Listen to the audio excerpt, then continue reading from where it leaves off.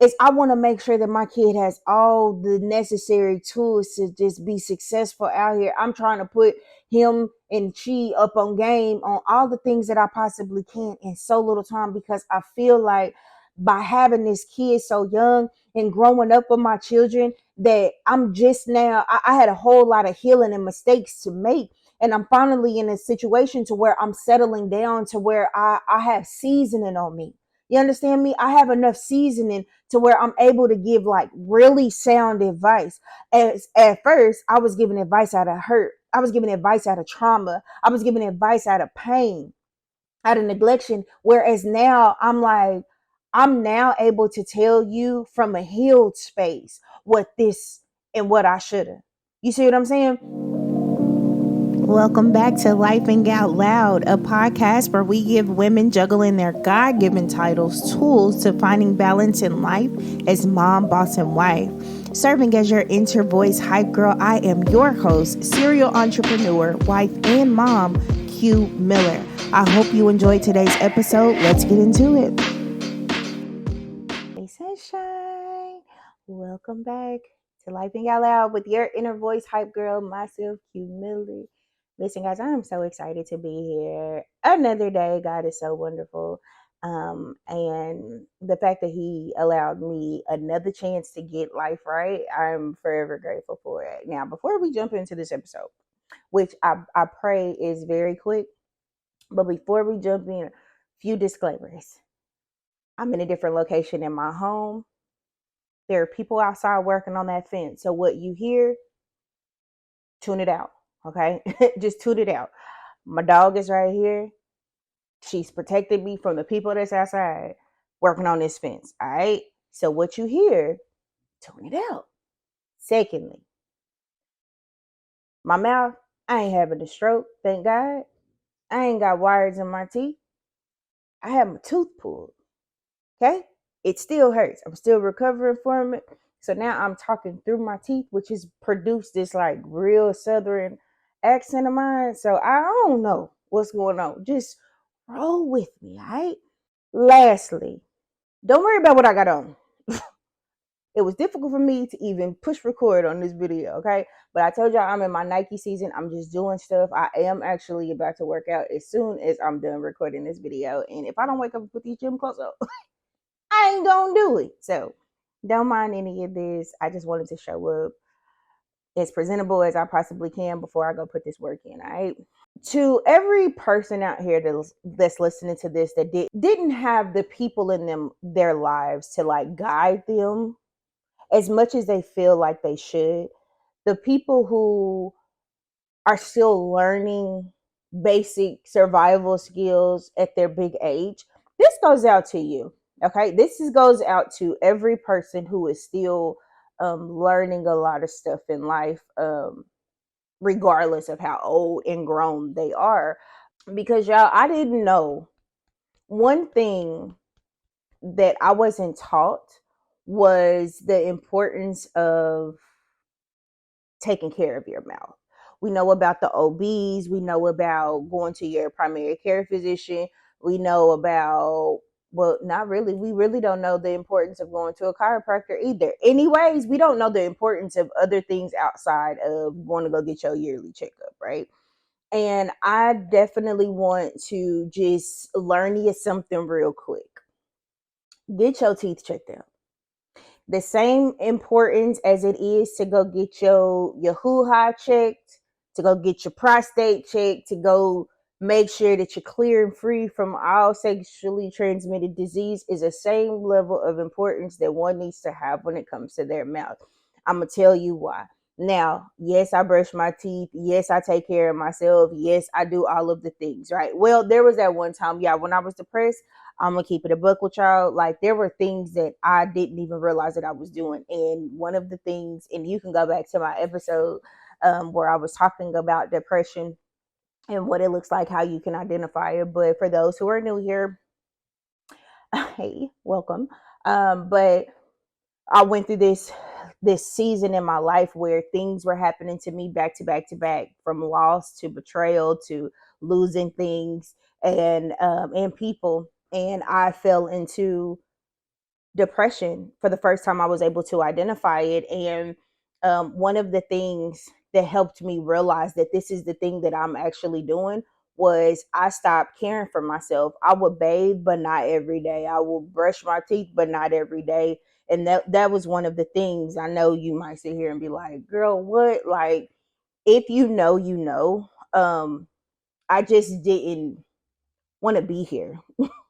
So many words. So um that may sound dark, but it is what it is. And in this space, I want to just reiterate that this is a safe space. This is a space where I want to really bring awareness to things that people are thinking that we're not talking about. Again, hence why I'm in this situation. So, anyways, back to the dental hygiene. My mom took me to the dentist. I got retainers, tried to do the correction and all that stuff. I got fillings, cured cavities or whatever. But for the most part, I didn't have many cavities. My teeth were good. It all started like when I got this tongue ring, y'all. And I have like this chewing problem. So I would like chew on my tongue ring ball. Anyways, long story short, I broke my tooth. It cracked. It didn't hurt or anything. So I was like, oh, it's cool. Like, I'll go. I kept putting off going to see the dentist. And y'all know how they say like one bad apple doesn't ruin the bunch. It does. It does. One bad tooth can ruin your whole mouth. I'm gonna just tell you that, because what happens is it actually starts. It has like this domino effect. And I'm not a dentist. I'm not a dental hygienist. I'm not a dental assistant. But for those who follow, know that I actually wanted to become a dentist. So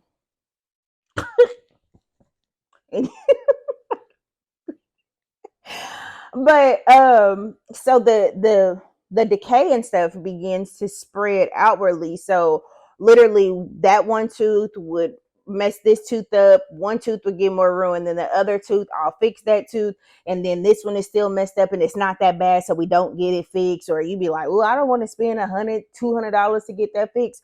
Spend the money. Get the max amount of your dental insurance benefits. Get it and go get it fixed every single year. Every single year. Because when I tell you, I've given birth to 4 children, had contractions with all 4 of these children, and this, in this particular age, has been the worst pain that I've experienced in my life. My hands, y'all know that meme with Arthur? I literally was praying like, God, please control my body so that I don't feel like I'm baby Adonis Creed in here. I don't, Jesus, it was stressful. Like literally, I was about to cry. It was that painful. And then just aftercare, this happened on Monday. Y'all, it is all of Thursday and I'm sitting here still in pain. So best advice I can give you is please, please, please take your oral health very much so serious. And create the habit. Make sure that you're going in every 6 months. Somebody like me, I'm about to start going every 2 months, because just make sure it's okay. Or just take all of them out and give me some dentures, because at this point, she's over it. She's over it. Moving on.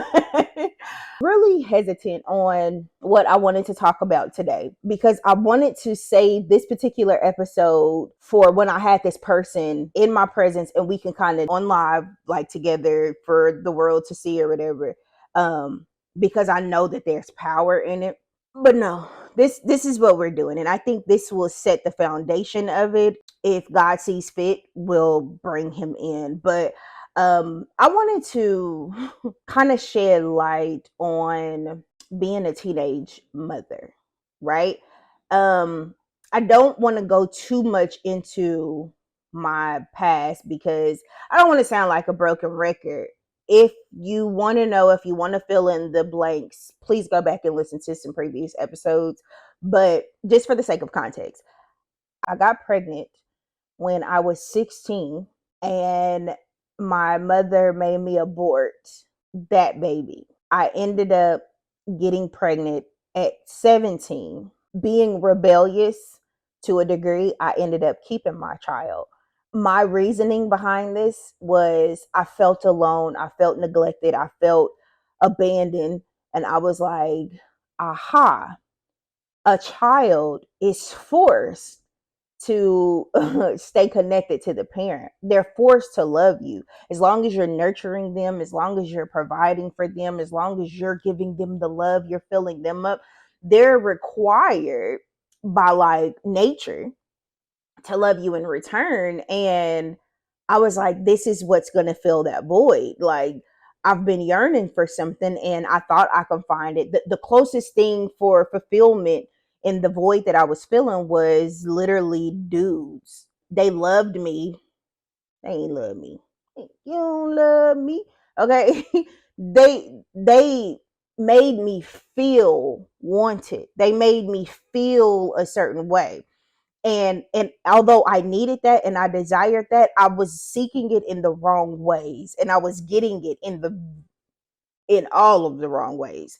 So anyways, I ended up keeping my child. Quickly after realizing I was pregnant, I was like, didn't really think this through, because Jesus, the person, Jesus.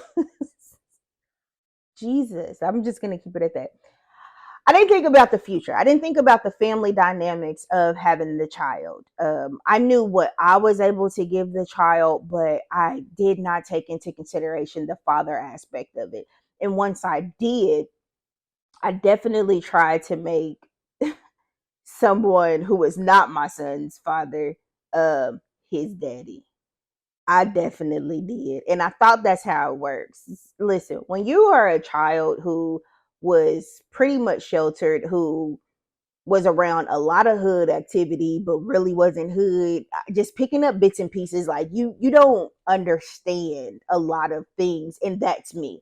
I just didn't know. I didn't know the consequences of my actions in that moment. But anyways, ended up having my child. I was pregnant. This was my senior year, so I graduated at 17. I ended up giving birth at 18. Everything leading up to me giving birth to my son literally cultivated me as an adult. My mom kicked me out. I was about to say F everything that I've accomplished. I was going to drop out of high school. I ended up finishing. I was cheated on. Like, literally, oh, buddy was in the other room. I got kicked out of my mom's house, so I was living with my son's dad, and he was in the whole other room banging somebody's back out while I'm whole pregnant in the room. Stuff like that. My dad kind of wanted to wash his hands with me because he didn't understand why his baby girl was acting like this. But I'm like, you weren't even there. You're not even my real dad. Just going through everything in life, right? Trying to figure out who I am. I ended up getting my own apartment. Like, there was something, although I wanted to like sink down, I became an adult in the years of becoming his mom. Almost died having my son. Like, my body, we found out very quickly that my body rejects kids at a certain point. My kids are all healthy, they are all early, but my body just doesn't do right. So it's always risky for me to have a child. With my son, my first child, it was just dangerous. I just am not the perfect candidate to be pregnant. We'll put it like that. Upon having my child, I realized like it just wasn't what I thought it was going to be. Loved him to death, still love him to death. But there were so many different elements to it that I just was not prepared for. And even in my growing stages, I wish there was someone there to say, okay, you had the baby, this is what you need to focus on. Like, I was walking this earth with a blindfold on, trying to figure out and discover how to do it. When now that I think about it, I had so many people in my life that legit could have just set me down and been like, hey, you need to make sure. And everybody just was like, what you doing? You still in these streets? Yeah, I'll watch your baby to go to the club. Like, why? You can come stay with me because you ain't responsible and not paying your rent, or I'll get the apartment in your name, or I'll do this. Like, anyways, sitting back, and I've always been the person who has wanted and desired more. I've always known that I just cannot be stagnant. So I know that I literally quickly adapted to making sure that my child was okay. So years go by, a lot of mistakes happen. And here we are in like today. Everything that I've done, everything that I've experienced, everything that I've sacrificed, every mistake that I've made and learned from was all surrounded by, I just want to make sure that I'm the best version of myself for my kid. And so the older that my child has become, the easier I thought it was going to be. But I'm just here to tell you that it's not giving. It's not giving what I thought it was going to give. Now, I love my son is doing the best that he can, right? But it makes me feel away knowing that everything that I have sacrificed, all the hell that I've experienced, all of the discomfort, all of the sacrifices. And I keep using that word sacrifice because you don't understand until you understand what you are willing to do just to protect and save your kid. And I mean that.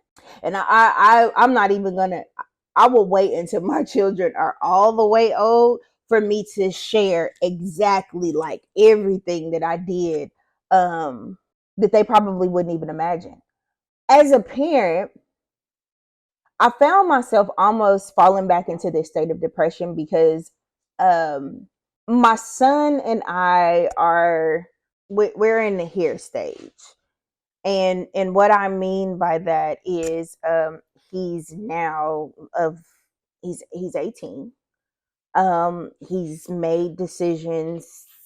My son is going through a season in his life, I'll say that. And it's a season of you got to figure this out on your own, because as a parent, I've done everything that I feel like that I could do.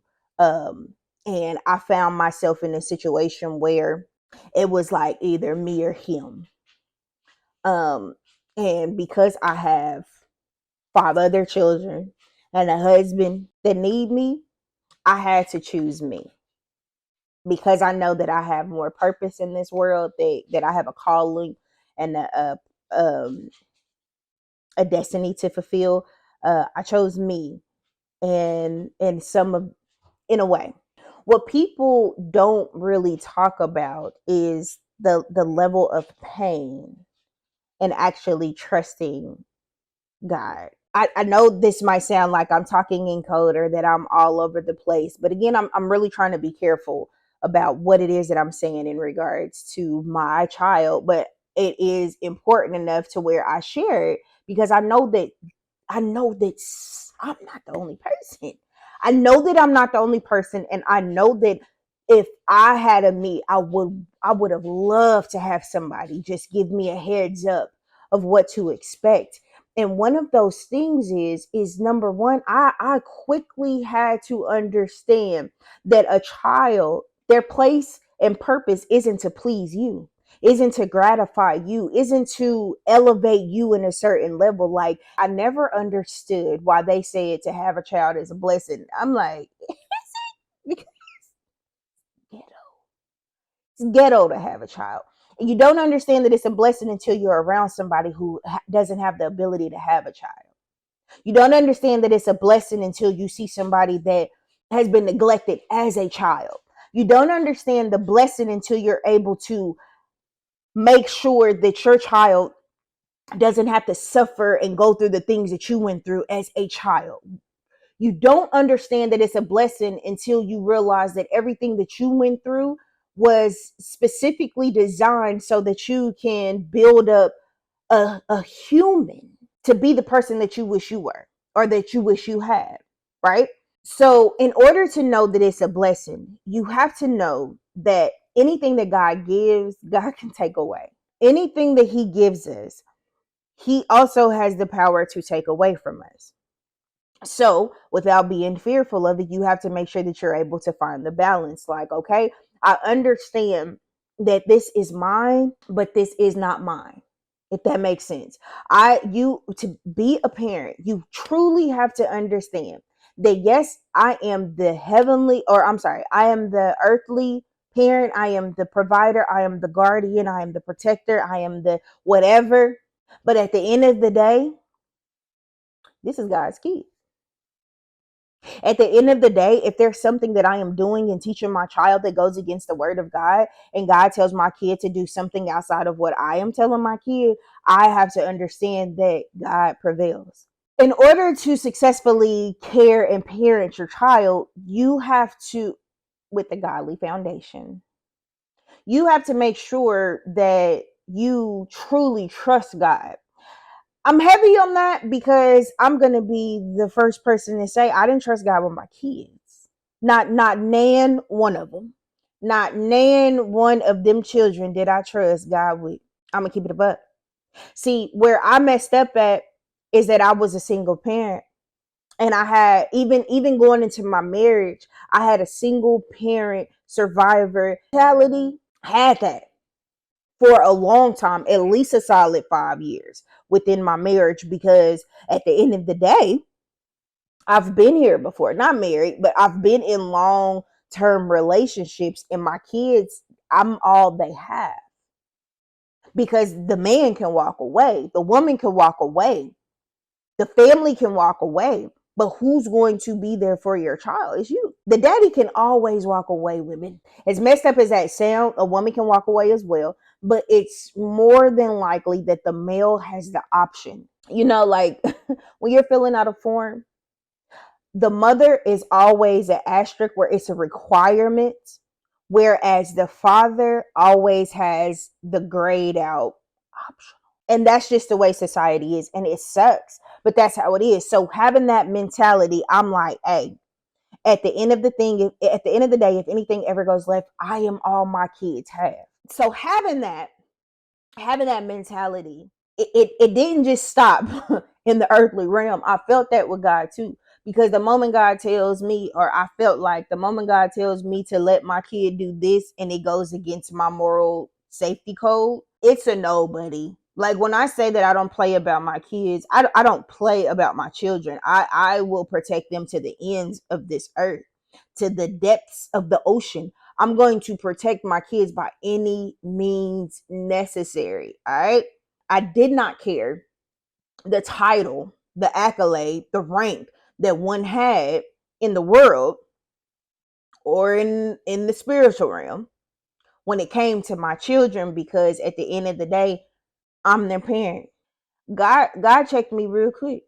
God checked me real quick. So again, I'm the person to where I've never been stagnant. So every time something goes left, something goes in a direction that I'm just not really easy about, I go back to the drawing board and I try to figure out how can we better this? How can we make this situation better than what we just came out of or we're currently experiencing? And every time I will go back, I'm praying.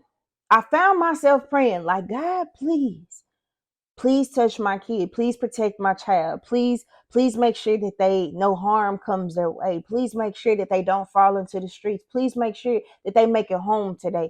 Please make sure that they don't wind up ruining their life over stupid decisions. Like, please make sure that they have a better life than me. Please make sure that you equip me with the tools, the resources, and the knowledge and wisdom so that I can embed that in them. Please make sure that I'm able to decrease and you increase when it comes to discipline them. Because God, I don't know.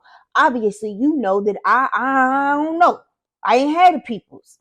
Please not allow me to deflect on my children. Please not allow me to have a sort of hatred because they're not loving and providing for me. At the end of the day, all I'm saying is I kept going to God a whole lot. And I feel like if I'm a visual person, I feel like God was just sitting back like, you you want me to do what? You want me to bless them. You want me to protect them. You trust me with giving them all the good things. You trust me with making sure that they make it to and from school safely without any interruptions. You thank me, and you're expecting me to wake them up every morning and not to bring harm. You're expecting me to move mountains so that their future is stress free. But yeah, all I'm telling you to do is to lift your hands and allow me to do the work. And you telling me no? So you trust me with waking your kid up in the morning, but you don't trust me with protecting them when you send them off? All right. See, the cool thing about God is that he meets you where you are. He understood the why behind my reasonings for not trusting him. He understood of my neglection issues.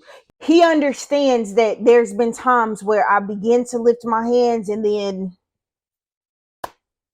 I had to grab him, swoop him up again, right? He understands that I didn't realize that I was lifting my hands and trusting the wrong people. He knew that I was blind. He knew that I was walking in pure innocence, and I just simply didn't know. So he has a lot of grace and patience with me when it comes to things. But it's been in these last seasons, and I'm so grateful that God is I don't want to call him a customizable God, but he is. I love that he's a tailor-made God to where he ain't worried about what he did for your neighbor, what he did for your brother, your sister, your uncle, your cousin. It's not the same thing, and he's not going to treat you the same way. As a parent of multiple children, I understand that talking, disciplining, teaching them, it all requires a different level of me, a different version of me every time. So literally, he's giving me a specific version of him that works with me. When I sit here and tell y'all the guy, I am in the sped class of Jesus now, I am. And I'm not ashamed of it. I am definitely on the 504 plan with Christ. Unashamed. I don't get it. Black or white. Black or white. Don't give me gray. Don't give me a pastel. Black or white. The red or the blue pill, sir. Don't, you got to tell me yes or no, not a maybe. Circle one, please, because I don't know, right?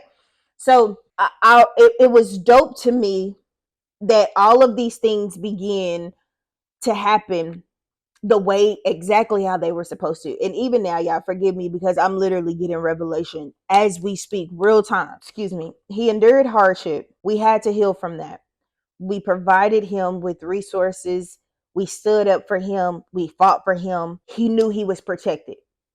He knew that we aren't going to judge you from a mistake. We are going to support and heal, right? We're family. And in real time, we had to show him that our backs will never turn on you, because once we locked in, it's definitely no switching up, right? It's now time for him to go off to college. We have been preparing for his departure. We've never been away from each other. I think my son and I only been without each other for maybe 2 months. And that's when I moved down here to try to create a whole nother life when I was younger. It didn't work. Ended up going back to Kansas. But that was the only time that we've been away from each other. And I knew that this season was gonna be hard. Like it, when I tell y'all, it got to the point to where I shut down some things and rearranged some stuff just so I can make sure that I'm spending as much time with my kid as I possibly can. That's how serious it was. Like I knew this is my first child. Jesus, this is my first. This is my baby. This is my only son. He's a black man. I'm just ah right. So I already knew that there was going to be different things required of me when he leaves for college. So we were in preparation, and I'm so grateful for God because the prayers began to be more specific. The prayers literally were to cover my child, to cover this family, to like really, really protect my kid though, right? As we were preparing for his departure to college, things began to get lighter for me.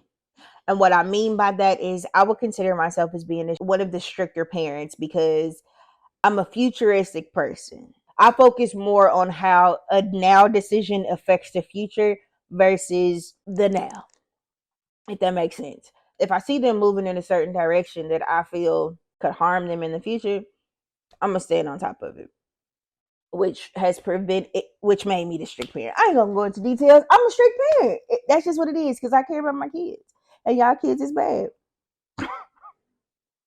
That's just what it is. Like this day and age, it's just different. All right. So, anywho, my son, we were already getting prepared for him to leave. Some things happened, consequences caught up with him, and now we are apart.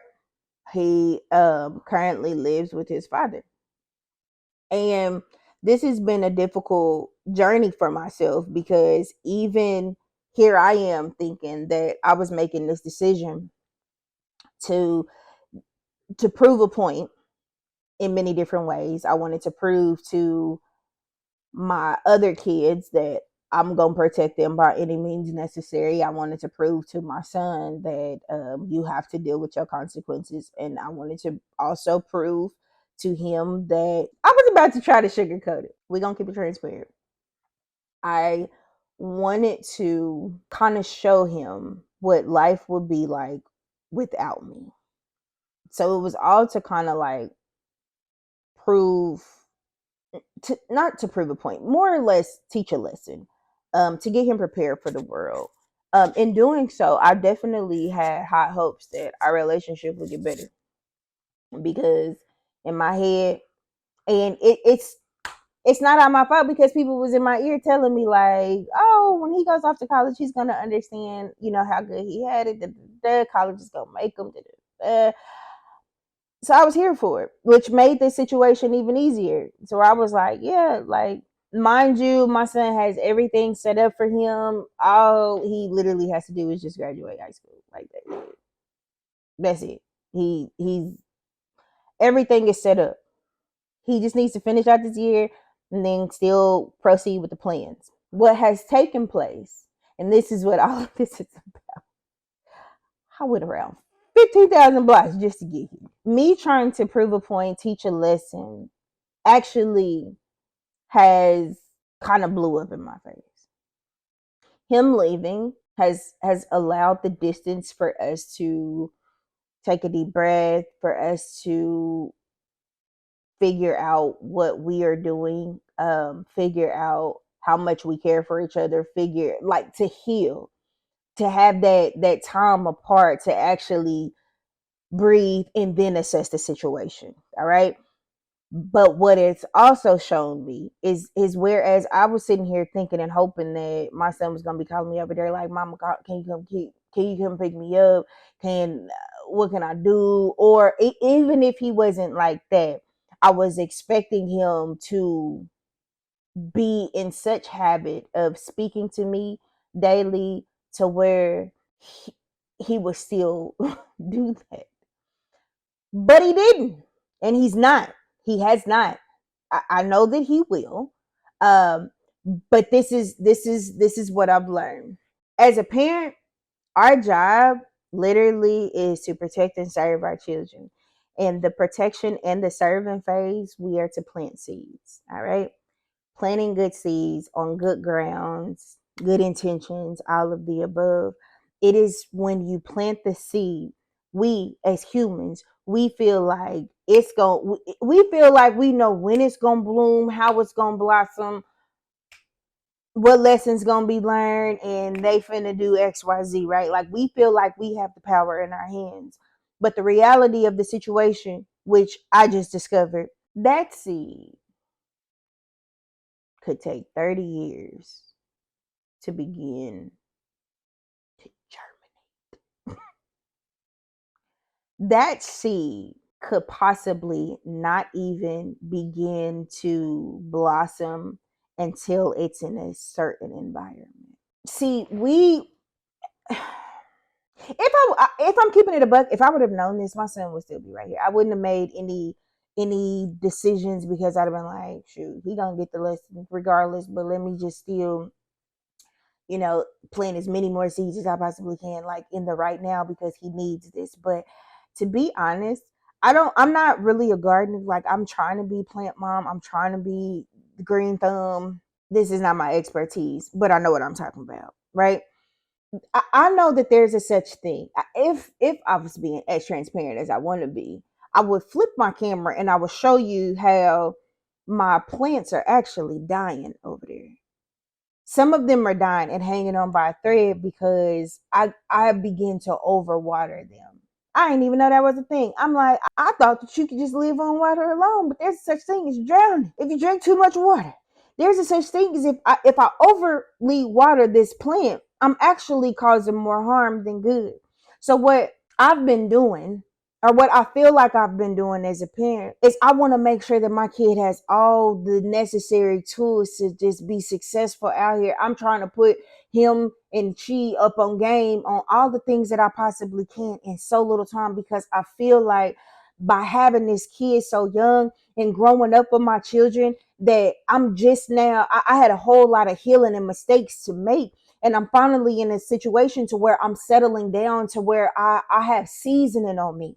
You understand me? I have enough seasoning to where I'm able to give like really sound advice.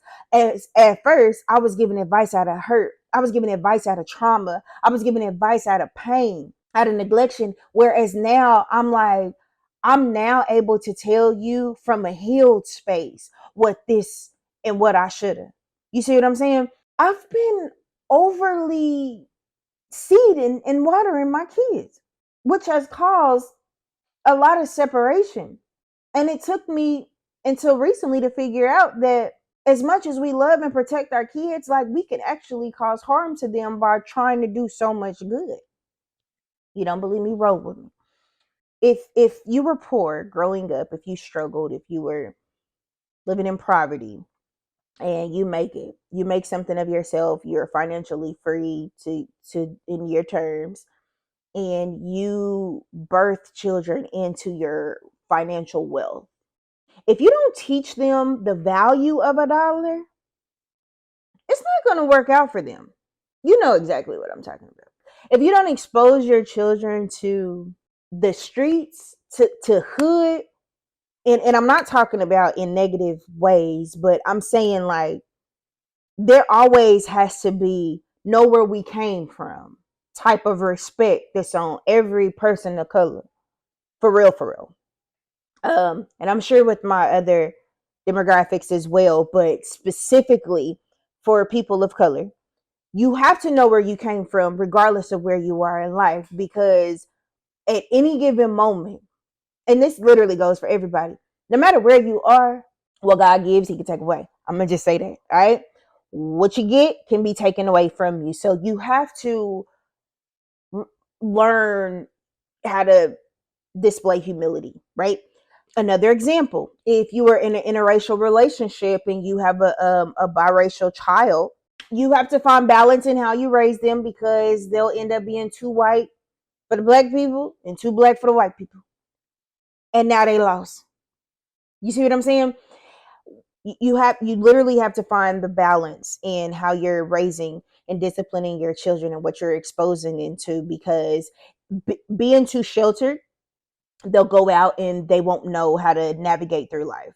Being too out there, they won't know how to settle down, if that makes sense. For myself, being a teenage mother, making a whole lot of mistakes and parenting in trauma, I just didn't feel, I felt like I was playing catch up, trying to instill all these great values that I wasn't taught, that didn't come to me naturally, to my children.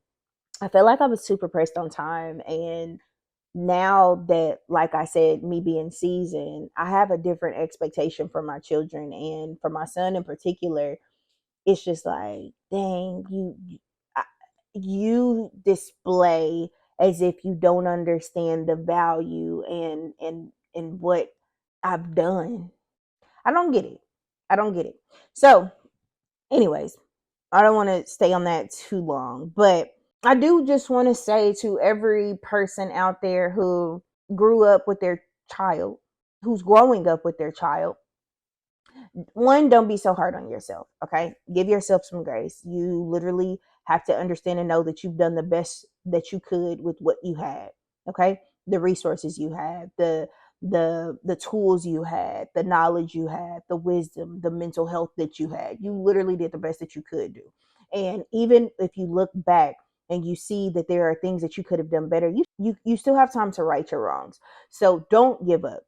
I was to the point to where I did all of this for my son, and I was this close to being like, I'm done. Like, we ain't never got to talk to each other again. Because if you don't want to talk to me, if you see what I'm saying, hopefully, I was done. But then I remembered, literally, God will take you through things not for yourself, but for somebody else.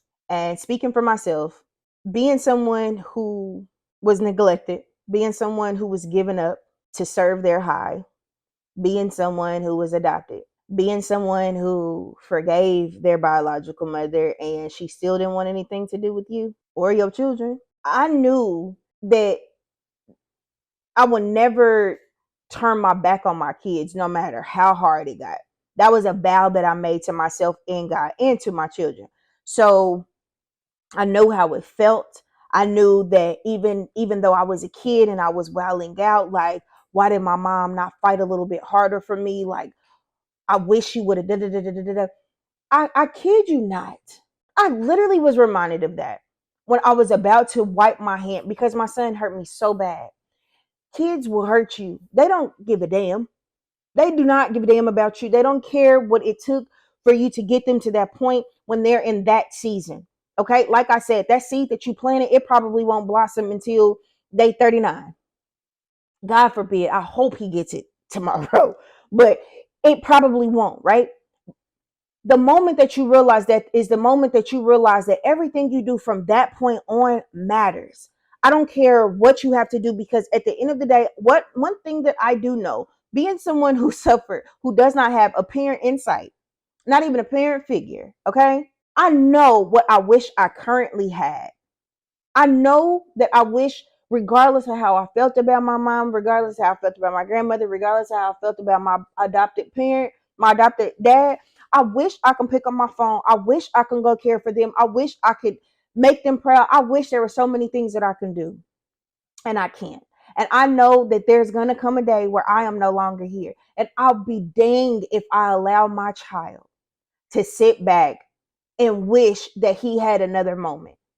Wish that I would have fought a little bit more for him. Wish that he could hear me say I love him again. Whatever it may be. So what I do, the best advice I can give you if you are dealing with a child who is trying to find themselves, is the best way that I can put it, is number one, you need to pray. Keep praying. Keep praying for your kid. At the end of the day, I told y'all from gate, I think the top of season 2, I'm trusting God. Yeah, and I'm using his word against him. He said I could, so I am. I'm literally like, nah, bro, you said you got this, so get it. Be You said you got it, so get it. So when I say that my hands are up and I'm truly trusting God with my kids, I'm trusting God with my kids. Whatever that may look like. I know if Jeremiah 29:11 applies to my life, it could apply to my child. He knows the plans that he has for him, plans to prosper him and not to harm him. No matter what that young man go through in life, it is not scheduled to harm him. All right. Everything that he experiences is going to build him up and set him up for his future. I trust that. All right. So I trust that. In the meantime, cast your cares on to God. Tell your daddy how this kid is pissing you off. Tell him how he hurting your feelings. Tell him how you sitting here and you did XYZ for him. You sacrificed them. You had to bust it open just to pay rent. Tell God how you did that for this kid who's acting like they don't even care that you alive. Tell God that. And then challenge him to fix it. Provide me with peace, God. Restore my joy. Restore this relationship. Allow me to be okay with how things are. Give me the strength to continue to be the parent that you call me to be. Yeah, I made some mistakes. So first off, forgive me for all the mistakes that I did when it came to even creating this kid, number one. And then the mistakes I made when you finally gave me the kid. And then the mistakes I'm still making because I'm pissed off at the kid. Keep it real. Keep it a buck with God. Especially with the kid that you telling him that you trust him with. Because he obviously, and this is my thing. At the end of the day, that man trusts me with that kid. I don't know why you paired us together, but you did. So make it make sense. Let us be able to enjoy each other. Let us be able to do life together in all the right ways, and allow me to accept my child for who they are, and allow them to accept me for who I am, and just allow the vibes to flow. Outside of God, the most important part is make sure that you are still staying super relevant in that child's life. Make sure that you're still being a parent. Make sure that you understand and know that your job is only to be a parent. You've done what you've done. You've planted the seeds where you planted them. Make sure that you're still showing up. Make sure that you show up. I tell you this. Every single one thing my kid cannot say about me is that I don't check up on him, that I don't make sure that he all right, and that I don't let him know that I love him. Whether he calls me, whether he texts me, whether whatever, whether he's reaching out to me or not, I'm gonna make sure that I at least send him a text every single day, just to say I love you. That's it, because that's all I can do. I don't know what space he's in. I don't know. And I'm trying to figure out the space that I'm in. So while we're in this spacious season, I still need you to know that I'm here for you. I still need you to know. And also have a good heartfelt conversation to set the tone of where you guys are, so one doesn't think that you're neglected. I'm heavy on write a letter, send out a mass text message, record a video, do something to speak your full heart. I literally let my kid know where I stand.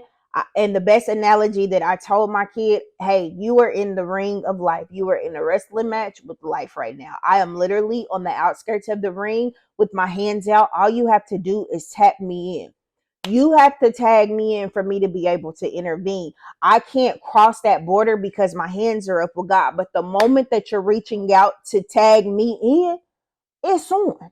Yeah, I'm there. But it takes you to one, find the strength, the courage to lay aside your pride and your ego to say, I need you. But until then, you need to know that I'm always be in that ring with you. I'm gonna stick beside you. That's mine. I'm gonna stick beside you. And this applies to all my children, but specifically for my son, because he is the first child that I had. And I honestly feel like he received the shortest end of the stick because I was fresh. I was new there. I didn't know anything about anything that I was doing. Literally going with the flow of things. And we are where we are, and I know that things are only going to get better from here. I know my son is going to do what he's doing, but great things are going to be produced from him. Great things are going to come from him. It's just going to take a little bit more time from my observation. But the way God be guided, who knows? That young man could literally hit my phone today and tell me he gave his life to Christ. I don't know. I don't know. I'm just trusting God. And that's what we have to do. As parents, you have to do this. But the most important part about all of this video, I told y'all before, as a parent, as an adult, once you know that you've done all that you can do for your kid, you have to say, okay, do you, aka F them kids, in the most positive way possible. And I say that because if I were to sit here and just give my all to my children, I would then neglect other areas in my life, which means I would neglect my marriage. Hell, I would neglect myself. And then once they gone, because literally my my son has showed me something very, very clear. Once they gone, once I get a sniff of I'm grown, it's gonna be a minute before they come back like, oh mama, he's still on that high of life, right? And I get it. I was there, literally. They don't care about you. But you gonna sit there, you have a choice. You either gonna sit there and be miserable, waiting for your kids to come along, or trying to figure out life then because your whole life was revolved around your child, or you gonna pick up the pieces and keep it pushing. I want to be fulfilled all the way around in my life in every single area. That's all I'm saying. Anyways, I'm gonna get off my soapbox. I only wanted to share this part of it. I will go into deeper details when I have the conversation with my child. I want us to have some sort of forum because, again, this is simply to help other people. I cannot stress enough. You don't go through the things that you go through for yourself. Somebody out there is literally struggling. I know that there's somebody out there that's literally like, yo, I suck as a parent. I fail because my kid is off doing this. No, baby, you did a great job. You did the best that you can do with what you had. Now it's time to just learn from your mistakes and keep it pushing. That's what it's time for. It's time to cast your cares unto God. That's what it's time for. It's time for you to trust. It's time for you to learn to pivot and learn how to speak the language in your current season. So it might not be you need to. It might be a hey, I recommend that you do this, or call me if you need this. Switching up your tone, switching up your language when it comes to talking to your children in this season, because y'all in a different space, learning, maybe going to therapy with each other. I don't know, but I know that I'm not the only person out there. So we'll continue to talk about it when God allows us to. But I'm praying for y'all children. I'm praying for mine, but I'm also praying for y'all children, and I'm praying for you parents. Because this is difficult, and this level of pain, this level of fear, I'm gonna be scared of God all the time. Like, I have comfort, I have peace, knowing that God is taking care of it. But the flesh side of me definitely tries to rise up and think about all the things that possibly and potentially can go wrong with my child. Because I am the best, and I'm about to get out of here. But the analogy that I give, like, I am safe. I feel comfortable when, if there was marbles on the table, when my hand is covering the marbles like this. The moment they begin to scatter, ah, help, SOS.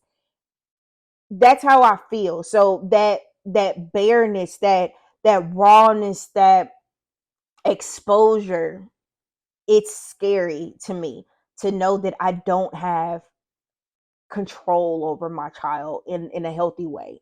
Um, but we never were supposed to. That was never safe. That was never the plan. So I'm just out here relearning, guys. So again, I hope that I wasn't too much all over the place. I hope you got the meat of what it is that I was saying, just through my experiences alone. And again, I truly pray we get it together and that we just show ourselves some grace.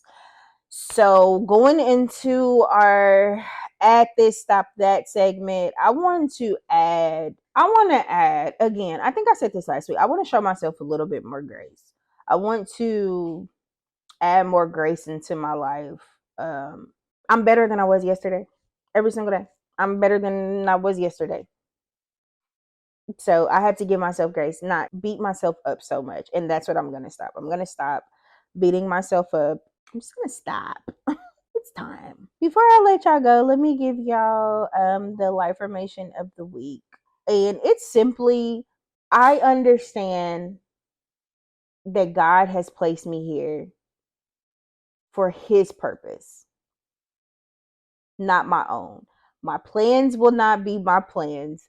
God's purpose will always prevail. And the moment that I lift my hands up and trust him is the moment that things will provide me peace. It's that simple. I trust God. Trust God. All right. This episode was sponsored by Moxie Natural, a build-up free lock hair care brand made by a loctician, created for the culture. I'm telling you, smells amazing, super affordable, made with love, cruelty-free, and ready to be shipped to your doors. There's a recent restock, so if you guys are looking for a super, super, super dope lock line that your locks never knew it needed, go ahead, stop what you're doing, push pause on here as soon as I tell you the website, and go to it. www themoxiebrand.com, themoxiebrand.com, VMOXXE brand.com. Make sure you check them out and shop until you drop. Let me let y'all know there is so much power in living your life out loud. I'm telling you, you didn't go through the things that you went through for yourself. Quit being selfish with your life lessons and help people out. I'm telling you, you don't, if you knew that you can save somebody's life by just telling them that you're going to overcome the storm that you're in, what would that do for, just thinking about that? There's no way that you can keep your lessons in to yourself. Now definitely be mindful, but please know that God sends so many people to bless you, so you have to be a blessing to other people. God sends you through, over, and under storms to survive them, to come out of them, just so you should share your testimony. That is what Lifing Out Loud is. And so listen, I love you. You matter. You are important. You are amazing. You're beautiful. Pretty fine, if I might add. And I promise you, you're worthy. You are worth it. You matter. And I swear you're not invisible, because I see you, boo. You see me, I see you. You are not invisible, boo. I love you so much. I hope and pray that y'all begin to live your life out loud. And I will talk to you guys next week.